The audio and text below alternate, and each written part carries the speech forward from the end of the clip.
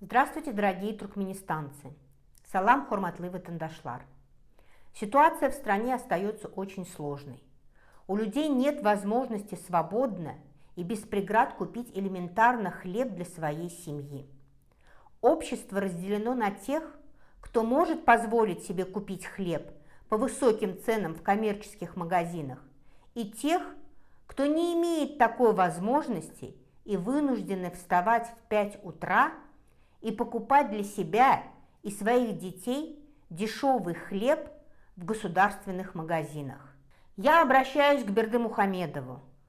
Вы, как президент страны, не обеспечили народ питанием и обрекли людей страдать от голода. Вы даже должность уполномоченного по правам человека в Туркменистане создали аж в 2016 году, как раз после того, как мы уехали из страны и создали правозащитную организацию. Диктатура наконец реагировала. Удивительно, правда? А почему в нашей стране не было уполномоченного по правам человека? Да потому что права человека в нашей стране до нашего отъезда никому и не нужны были. Страна, имеющая статус нейтралитета в ООН с 1995 года до 2016 года, не имела уполномоченного по правам человека. В нашей стране есть омбудсмен. Эту должность занимает женщина. Зовут ее Курбанназарова Яздурсун. Это я говорю тем, кто не знает, что у нас в стране есть омбудсмен. Я обращаюсь к Яздурсун. Яздурсун, а вы вообще понимаете, для чего вы занимаете эту должность? Вы понимаете, что вы должны защищать граждан нашей страны?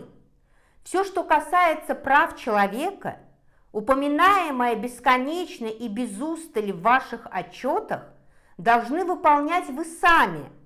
Вы обязаны заниматься народом, а не изображать ваше подобострастие перед тираном. Вас назначили не для этих пустых, никому не нужных отчетов. Вы обязаны исполнять свои должностные обязанности. Я обращаюсь лично к вам, Яздурсун. Вы меня слышите? Обращаюсь по поводу Азата Исакова. Этот парень имеет право на выражение своих мыслей, и вы обязаны были отреагировать на факт незаконного и насильственного выдворения Азата из России в Туркменистан. Защищать его права и следить за тем, чтобы его права не нарушались, это ваша прямая обязанность. Выяснить, на каких основаниях он был подвержен насильственному перемещению из России в Туркменистан, где он сейчас находится и применяются ли к нему меры психического и физического воздействия. По нашим сведениям, для того, чтобы Азат оговорил себя, активно используется система заложников, и его несовершеннолетнюю дочь запугивают и устрашают возможными последствиями. Я никогда не поверю, что вы не знаете об этом печальном событии. Туркменистан, как всегда в этих случаях, уходит в глухую несознанку и просто отмалчивается.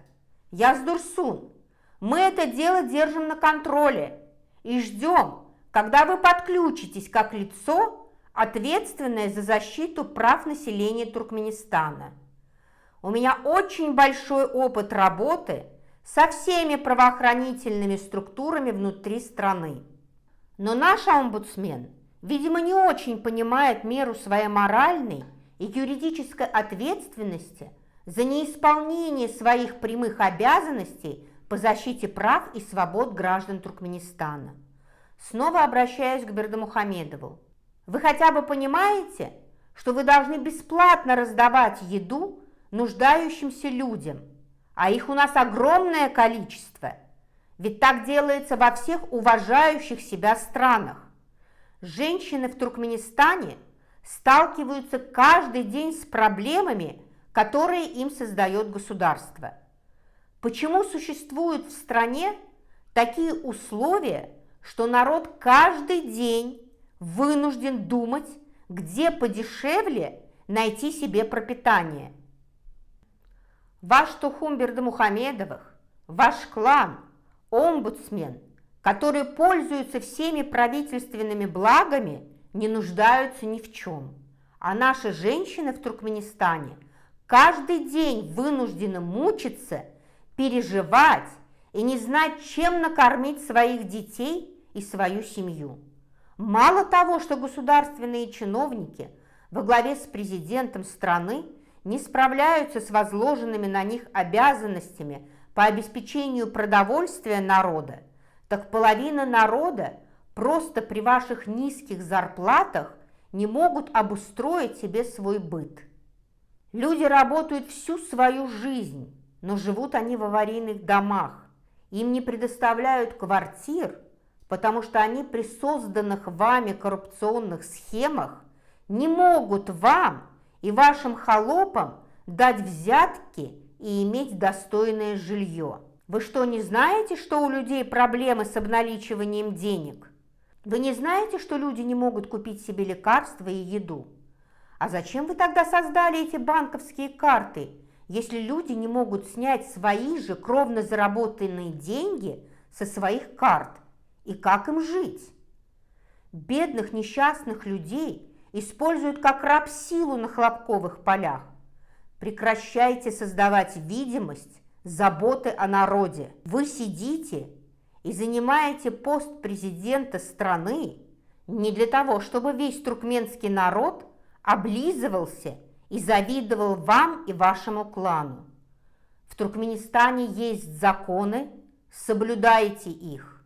Согласно нормам закона, вы обязаны обеспечить население продуктами питания, предоставлять новую жилплощадь, если жилье аварийное. Не нужно пытаться мелким ремонтом залатать старые дыры в обвалившихся стенах, меняя развалившиеся окна и двери на такие же со свалки из разрушенных стихией домов. Я неоднократно говорила и вынуждена повторить: займитесь людьми. Мы вам не позволим издеваться над народом. А всем нам надо понять, что тиран издевается до тех пор, пока мы ему это позволяем. Женщины нашей страны не должны просить Аллаха о смерти из-за невыносимых условий жизни. Наш народ имеет право получать все, что ему положено законами по конституции страны.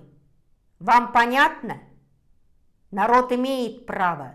Халкın hakkı var.